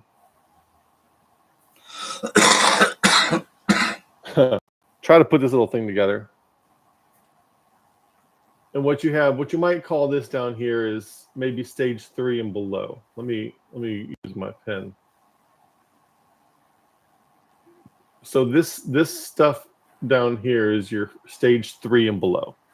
Stage 3 mindset, okay? And your stage 3 and your stage 4 mindset are still both propositionally oriented. So stage 4 is better than stage 3, because stage 3 is the one where if you don't get out of it by 40, you statistically never will. So that's a problem. It's still propositionally oriented. And some people never make it past stage 4, but like stage 3 is the one you really want to make it out of. Roman sends a super chat. Thanks for the super chat. Try to read all super chats. He says, heard this quote today from poet Khalil Gibran. God told us to love our enemies, so I obeyed it. I obeyed and loved myself.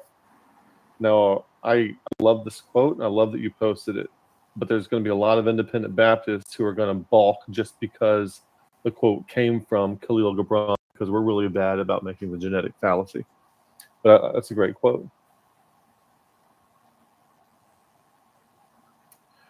So down here, Calvinism, Provisionism, and free grace. This is categorical thinking. You need to move up and beyond this and get above the kind of... Doesn't matter what you put in there. Mid-Acts dispensationalism would go in there. Your Catholicism would go in there. Anything at that level goes in there. So you need to become meta-paradigmatic. Down here is like being tossed to and fro with every wind of doctrine. So Calvinism, Provisionism, 2 Corinthians 7:1, tossed about with every wind of doctrine. That's where this is. Ephesians 4:14, profane and vain babblings, 2 Timothy 2:6 and 1 Timothy 6:20, foolish and unlearned questions come from up here, Calvinism, Provisionism. 2 Timothy 2:23, captive in the snare of the devil, 2 Timothy 2:26. So that these passages like this, these are describing this area. This is where that area is. Okay, that's what's happening there. Yeah, okay. Crown Knight said, no one tell him about Heraclitus and the development of the understanding of the Logos. Yeah, when you tell people that the writer of the Gospel of John got the idea of the Logos essentially from Heraclitus, people start getting uneasy. But that do be where it came from. So you want to become meta-paradigmatic, which means that your thinking and their views are no longer beholden to a single worldview or a single reality tunnel. But the problem is you're still categorical. And so down here, I have this trash can down here. And what this means is like these kinds of things are like stagnant water. And what the Bible emphasizes over and over and over again is what you really want is flowing water. You want flowing water. When they built the mikvah, which we would call a baptistry, but it wasn't exactly like a baptistry because you had to have flowing water. In other words, it had to have an inlet and an outlet that was always going in a mikvah. When you would do the ceremonial washings in accordance with the book of Leviticus, stuff like that, you had to have, the water had to be flowing or it wasn't kosher. So it's not just stagnant. It's not fill up a tub and dunk in it. That's not a good mikvah baptism. Okay? And so this stuff is like stagnant trash can water.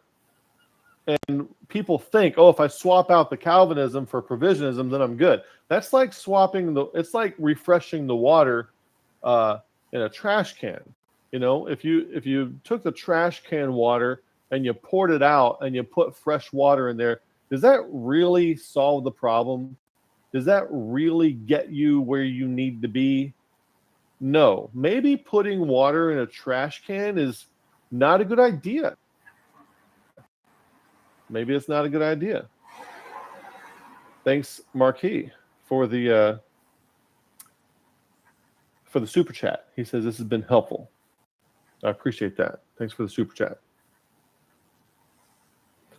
So maybe putting your fresh water, yeah, it's great to have fresh water. If you clean out the trash can really good and put your fresh water in it, maybe it's all right. But what, you know, if you put fresh water in your trash can and leave it out there for a night or two, and then you go out in 2 days and you try to get some water and you wonder why it's not good anymore, do you really wonder why it's not good anymore? It's in a trash can, you fool. Think about it, okay? So we got stagnant trash can water with worms and germs and bacteria in it floating around, and we wonder why when we get rid of the Calvinism we still have problems.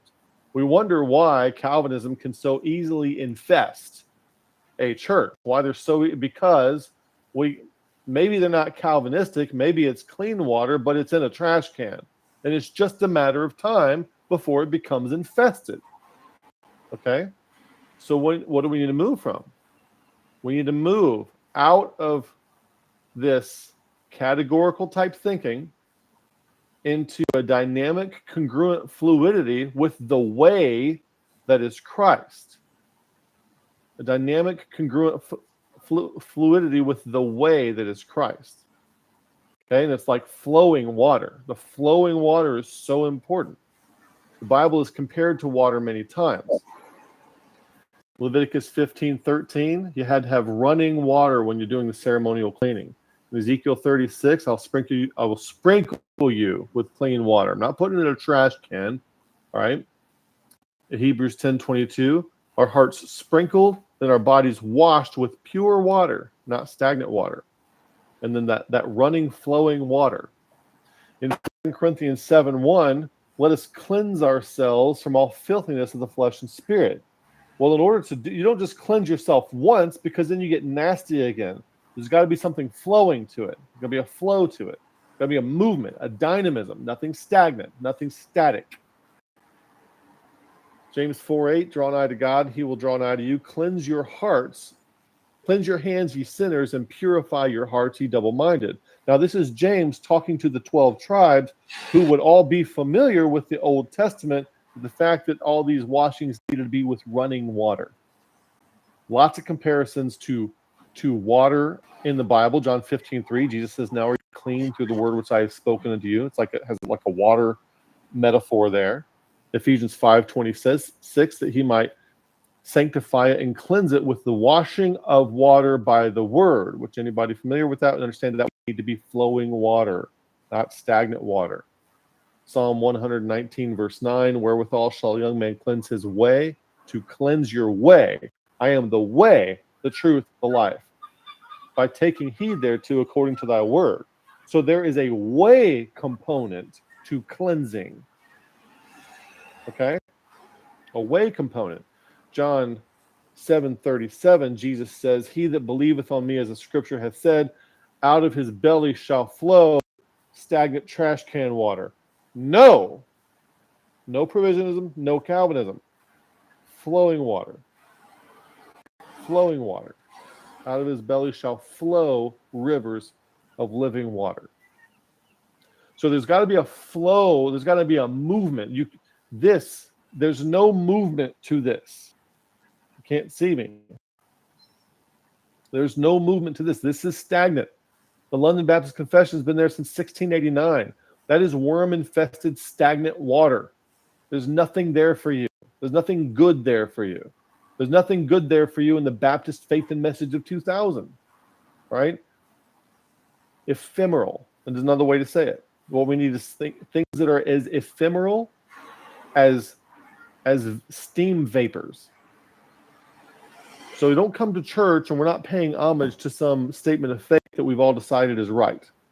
I remember back when I was in several ministries and I was pastoring a church, I'm like, oh, I don't like these other statements of faith, so I will use them and I will tweak them and I will come up with my own statement of faith. Well, having the statement, I'm not one of those people that's like, we have no creed but the Bible, but that needs to be non-propositional. It needs to be, it's a way. We're never told to have a creed, right? It needs to be a way. That's what we need to have. And so what I was doing when I was taking other statements of faith and rewriting them and putting those on my website, which I used to do, I was just refreshing my trash can water. The having of a statement of faith is not the appropriate thing to do. Okay? That which we interact with, which makes us clean, is flowing and dynamic and ephemeral. It's ephemeral like a vapor of steam.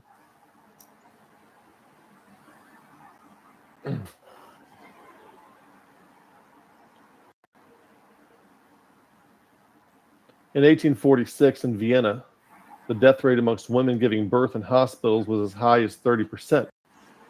So Dr. Ignaz Semmelweis investigated the reason. Doctors did not wash their hands when going from patient to patient. Germ theory of disease was not yet understood. Washing hands reduced mortality rate to 2%, from 30% to 2%, just washing hands. Washing under running water carries the germs away. Washing in standing water leaves the germs in place. And mikvahs were required to have running water. There's a whole other article that goes along with this statement. Is like when the Black Plague was floating around, Jews used to not get sick. They would never get the plague. When people thought that they were evil and magic and satanic and casting spells on everyone else, it just turns out that their religious rituals required running water. And it just so happens that when everyone's washing with running water, it tends to fend off sickness pretty well.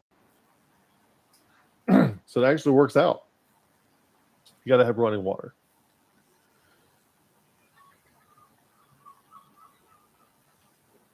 Faith is not mental assent to unprovable truth claims. Well, I have faith that the ends of the cosmos and the invisible things is what God creates. That's not what faith is for. Okay? Faith is the embodied practice of reliability, trust, and fidelity as exemplified in the recounted narratives of Hebrews 11. When I talk about Hebrews 11, when I mention that, faith like Hebrews 11, some people think, and I've heard this, and I didn't realize they were thinking this till I heard them say it back to me, they're thinking that I'm referring to the definition of faith in Hebrews 11:1. And I don't have a problem with that, but that's actually not what I'm referring to. I'm referring to the stories that happen throughout the whole chapter, especially I think verse 7 where it's talking about Noah. That one really stands out to me.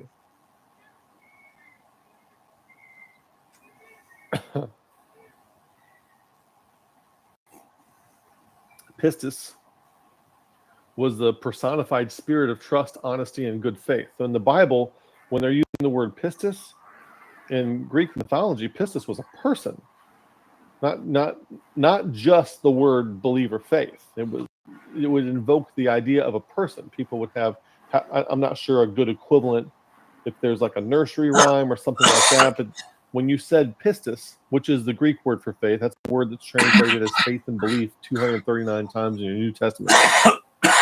When you said pistis, the thing that would pop into people's heads is this character from their mythology. Maybe something analogous to what we would think of as nursery rhymes. I don't know. Maybe that's wrong. But they would think of a person. So when Paul or Jesus are telling people to have pistis or faith in the Greek language, and of course, there's good argumentation that Jesus was speaking Aramaic, not Greek, but the New Testament is written in Greek. And so this word pistis is going to conjure up this image of a personality. It's an embodiment. So in other words, take every action of all the people and the narratives of Hebrews 11 and put them together into one archetypal faith person and be that. Okay? That's the idea behind faith in the New Testament. It is not mental assent to unprovable truth claims. It's not what faith is about. All those people in Hebrews 11 were doing something. All right? It's very, very important to get. I can't emphasize it enough. And so, yeah, this trash can stuff is like this. All these people are doing, all they're doing is just they're swapping out to trash can water. All right? Thinking that you can just get rid of Calvinism and that solves the problem, just like trash can water. So in Ephesians 4, we should be, this is the stage 3 modality of edification, and it's fine. It's fine for a new church or for churches that are just getting started or for people who are in stage 3 if they're led by a genuine elder, which none of the churches are today. That's the problem. But we are supposed to, see that word till there, we're supposed to mature into a different modality of edification, which namely happens here, which is essentially everybody participates. It is not a broadcast model. It's not one-to-many. It's a many-to-many. It's an all-to-all. Everyone's a transmitter and a receiver in the mature biblical edification model. It's not just a broadcast modality, which is essentially what I'm doing to you right now. It's not purely broadcast because two reasons. If we have a live chat going here. We will have comments later when this is posted and people can watch it back. But also the longer conversation is not just me talking to you right now or to whoever will listen to this after this is posted for people to watch back later. The longer conversation occurs over months and years, and I'm expecting feedback from you. So I'm saying something now, but you're going to email me something or message me something, or it's going to be a long-term dialogue in this kind of way. Anyway, that's not what I'm here to talk about. Where he says that we be henceforth no more children tossed to and fro, carried about with every wind of doctrine. Essentially 28 years, but you're another way to say this would be no more children thinking that a trash can is a good place to get clean water. That's another way of saying that. So I'm going to rinse and repeat. I'm going to dump this out and get clean water in there, but you still got water in a trash can. Why are you trying to get water from a trash can? What I want to do now is try to list all the things that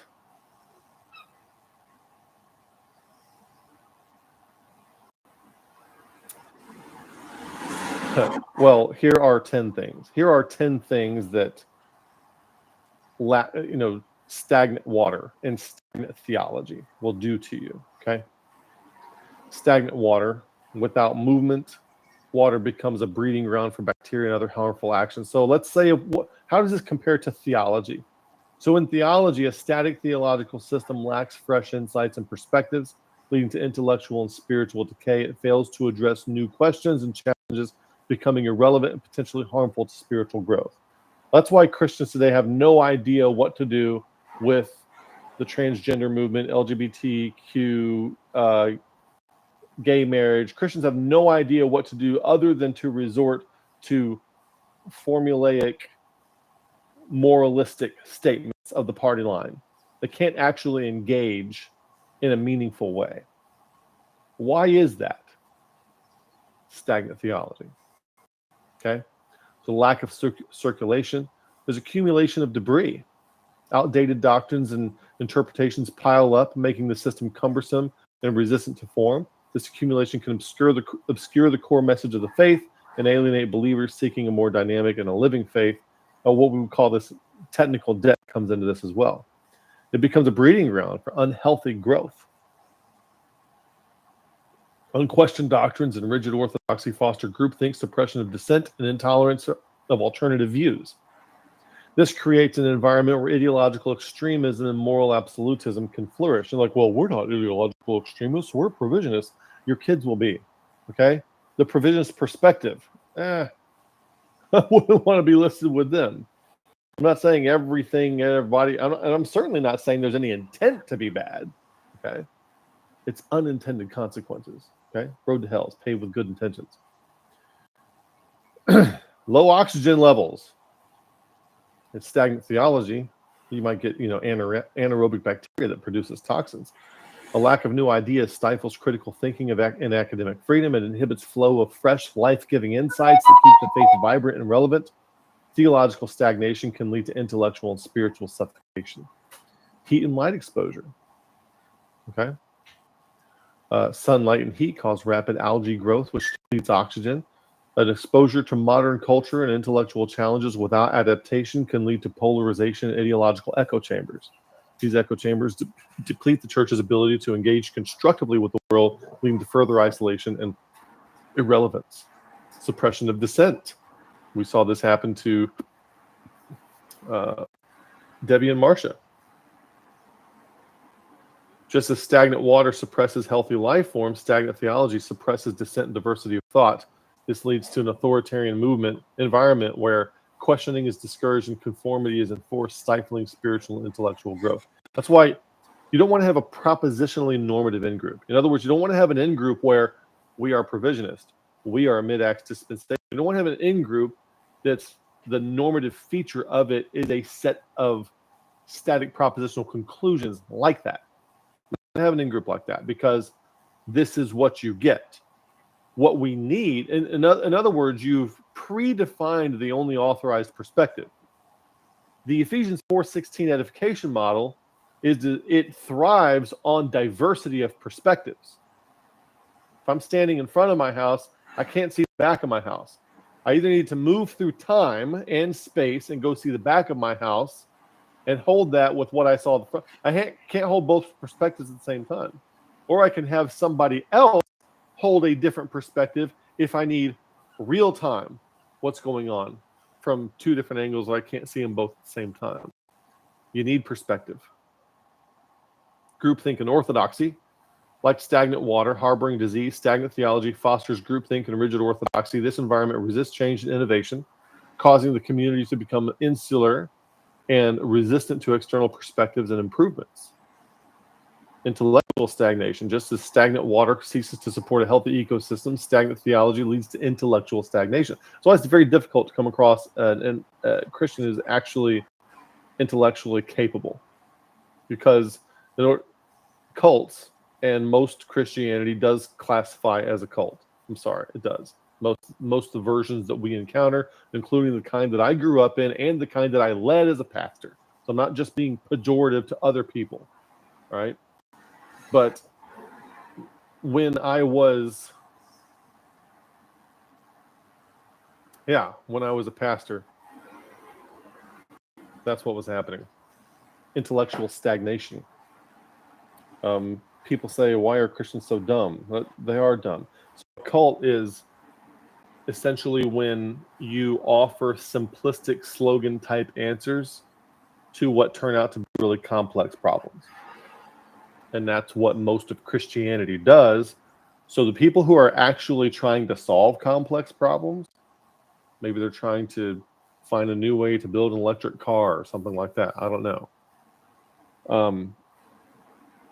You're not going to find a lot of the propositionally reductive kind of Christians there. I'm not saying you won't find Christians there, but you're not going to find propositionally reductive ones there.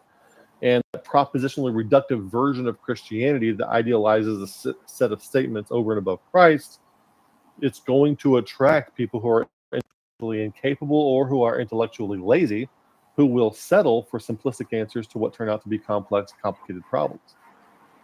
And that's not good. Then we have ideological dogmatism.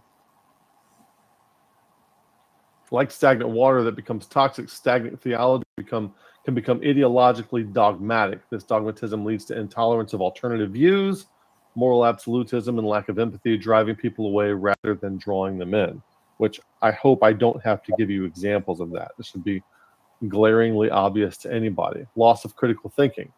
Stagnant theology, just as stagnant water loses its capacity to cleanse, stagnant theology loses its ability to foster critical thinking. Believers become passive recipients rather than active participants in their faith journey, leading to a shallow and brittle understanding of the way that is Christ. And, back to the question earlier, how can we prepare for better interactions? Be an active participant in your faith journey. Realize that you have a say. We already looked at flowing water in the Bible. What I want to do now is go back to the concept of humility. And I want to list for you. Remember when we started this, we talked about humility, lack of humility, and this is such a huge thing.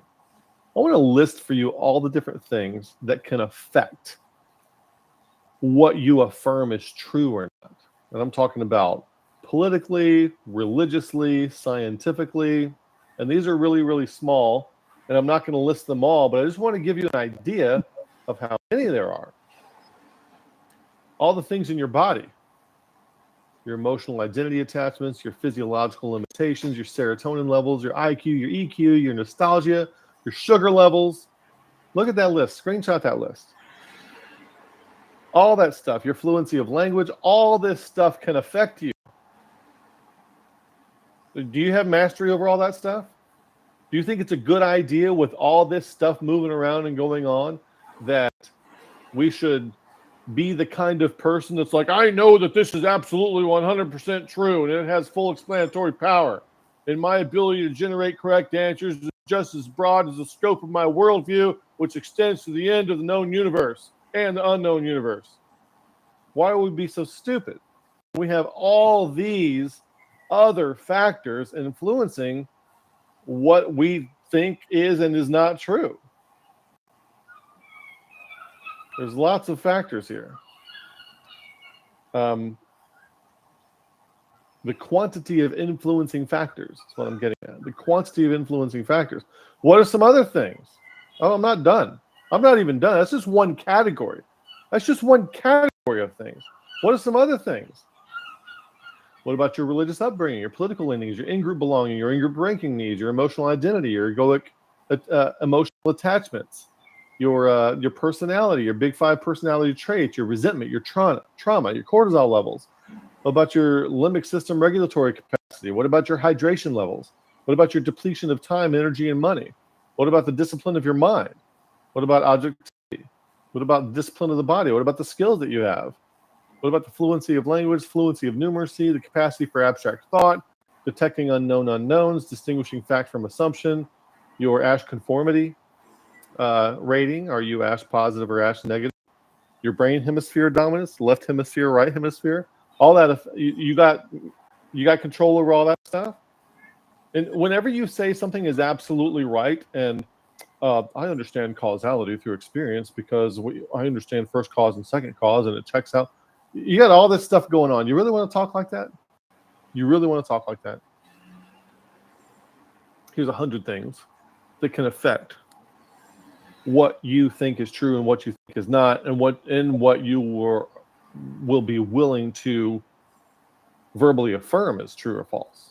Your risk aversion, your curiosity, your coping mechanisms, your learned helplessness, your attention span, your creativity, your personal integrity, your sense of humility, your role models, the legal system in which you find yourself, your self-esteem, your cognitive complexity, your sense of purpose, your moral reasoning, your sense of judgment, exposure to diversity.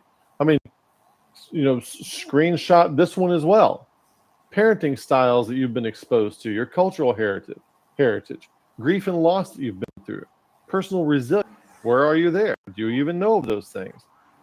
And that's just generating lists of things that affect the choices you make. We think, oh, I chose who to vote for president. I chose what church to join. And look, but with all this stuff influencing you, I'm just going to level with you. Most of you didn't choose anything. You actually didn't choose anything. You really are, and I'm not a determinist.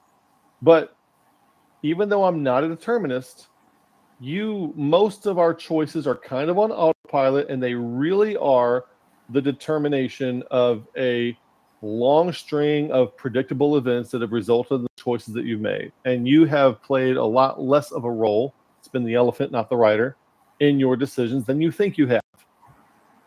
Okay? So get a hold of that. Gain some fluency in those things. What else can affect us? And I'm going to try to hurry up and wrap this up. But rivalry can be a huge problem. Okay? Rivalry can be a huge problem. You look at the stages of growth, rivalry can actually stop you from getting from one stage into the other. Let me see if I can update this slide so that these points are bigger, because what I was intending to do is come in and put maybe a graphic there, but I don't have a graphic. So we can make the font bigger, and then you will love it more. That's direct causality right there. I make the font bigger, you love it more. That's how this works. Okay? Because I understand causality.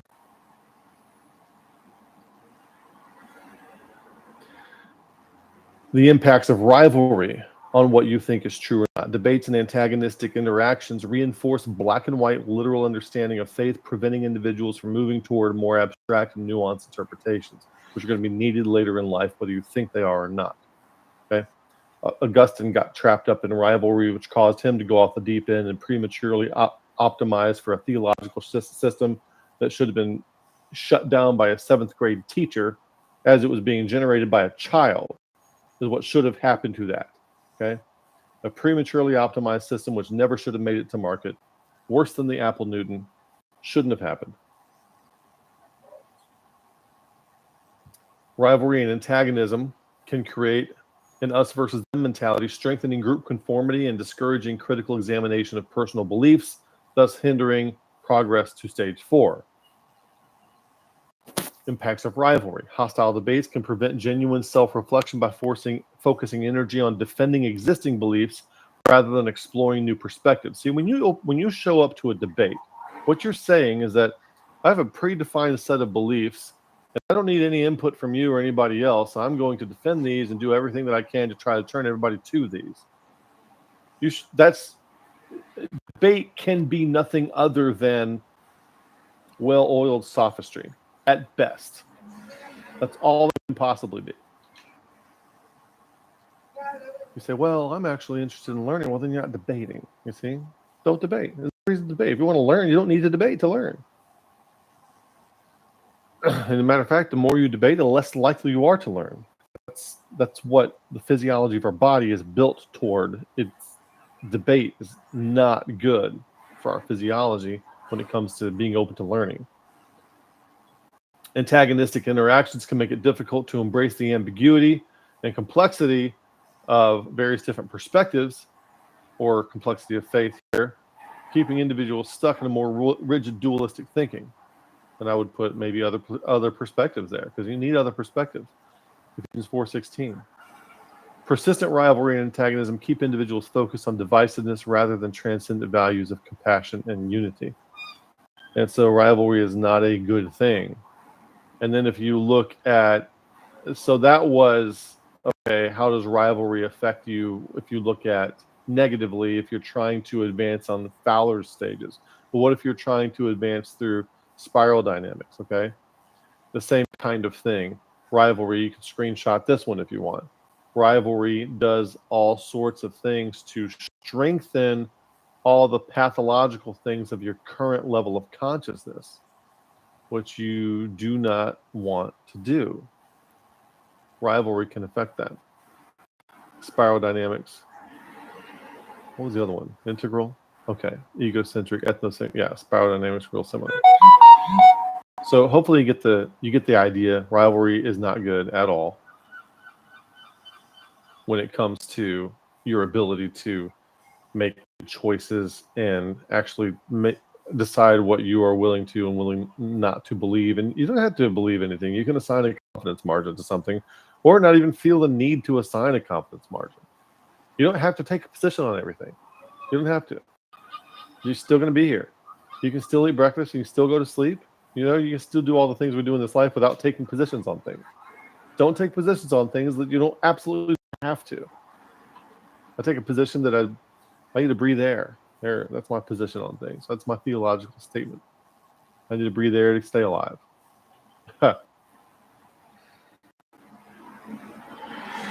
There's psychological research. There is sociological observation. There's developmental psychology that tell us that rivalry, antagonism, and debate are not good for us when it comes to being able to discern and make sense of things. Not good at all. We shouldn't do it. So what are the multiple different, domains through which I'm looking at things? Here's an example of a lot of them. Not every one of them are on here. I'm always adding something new.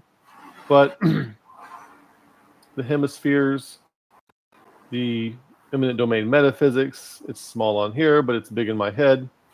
Takes up a lot of bandwidth in my head, the way I see things. The 4 kinds of knowing, 4E cognition, your different types of intelligence, your big 5 personality traits, integral theory, spiral dynamics, having fluency in all of these things. Understanding what meaning is. Having fluency in all of these things is very, very helpful. It's very, very helpful. And the more fluency you can have, the more it typically aids in the ability to see more clearly. So it's this weird thing where education by itself, in other words, being aware of what other people have discovered in these domains by itself doesn't necessarily guarantee wisdom or enlightenment or anything like that. But as you are trying to make an upward trek, it certainly helps to have these concepts to pull from. It helps me. It helped me to have. It still helps me to have multiple different models of God that I'm constantly fluxing and toying with every day, as opposed to having a singular model of God.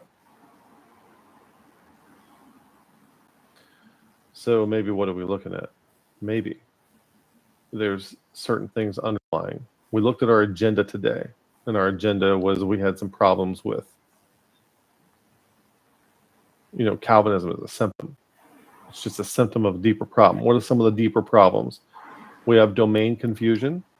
We talk about what should be an epistemic domain in moralistic language. We have a complete lack of humility. Humility is not self-deprecation. Humility is your disposition toward the amount of data about which you can have an optimal grip, which is not much. You need to know that. Wisdom of not knowing. Static dogma is a problem.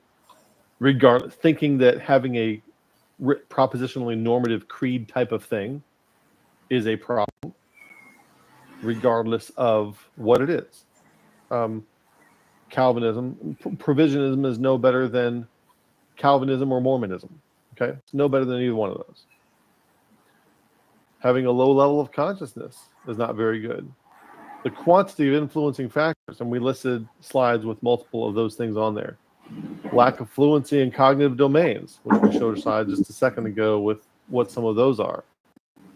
By the way, when we do our one-on-one sessions, which are coming up, I will be making myself available to people on an hourly basis to use these domains in whatever capacity that I can bring them to your situation to talk about your personal situations. So that feature is coming to Beyond the Fundamentals soon. Stay tuned for that if you are interested in having one-on-one sessions to discuss your situation with some of these issues. We have edification modality. Ephesians 4:16, not Ephesians 4:11 and 12 anymore. And even Ephesians 4:11 and 12 should be happening with a wise elder, not with an ideologue who's, spouting profane and vain babblings. So we have lack of wise elders, and then we have lack of meaning, lack of religamenting in the religion that we have access to today. Now I'm going to take a few minutes and read some of these chat comments.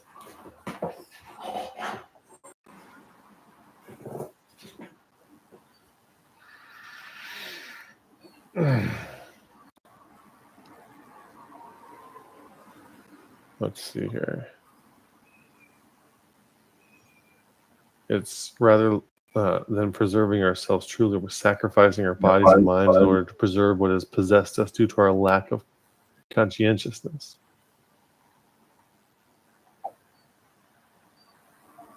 That's really interesting. I had to read that twice, but yeah, there's something that has possessed us, and we are fighting tooth and nail to defend that.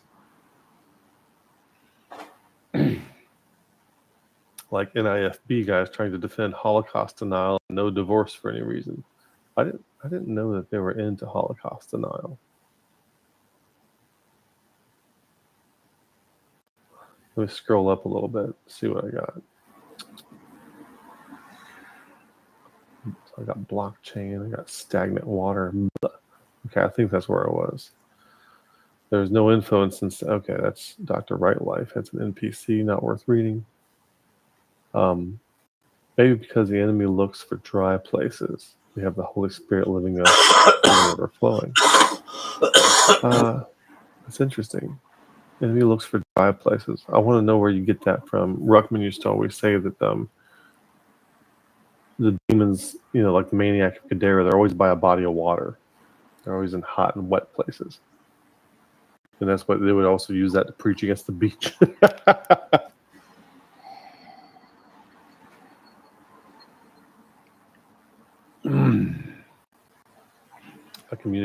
I can communicate more with my body or musical sound than in propositions. That's actually the proto-language, according to Ian McGilchrist, something like that, rather than words.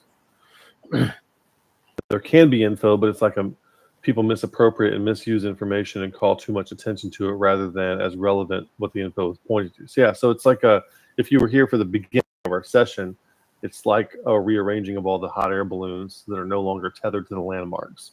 They use words. Like I can rearrange the words to create whatever system I want, and it comes across as non-contradictory and coherent. Of course, it doesn't, but they think it does. If you look at it a certain way. But those words aren't tied to anything, so it becomes this. Becomes this semantic game.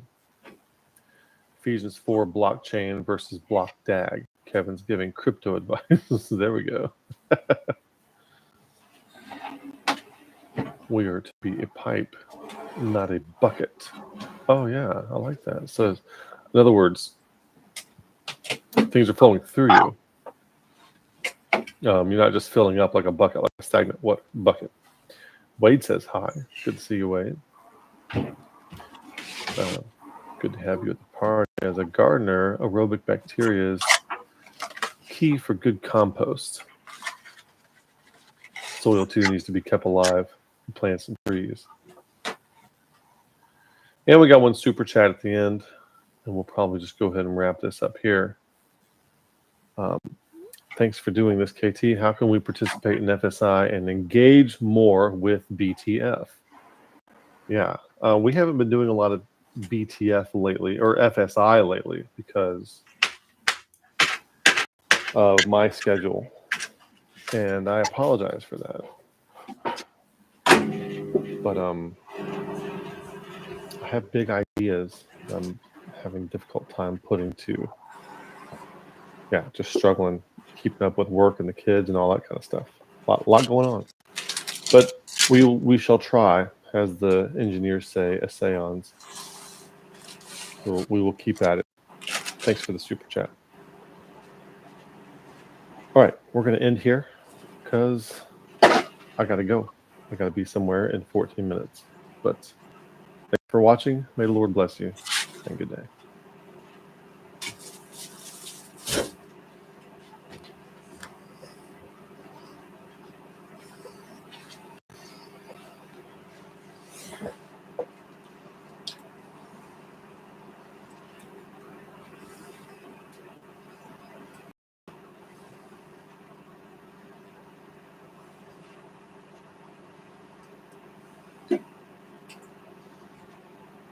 Is anybody there?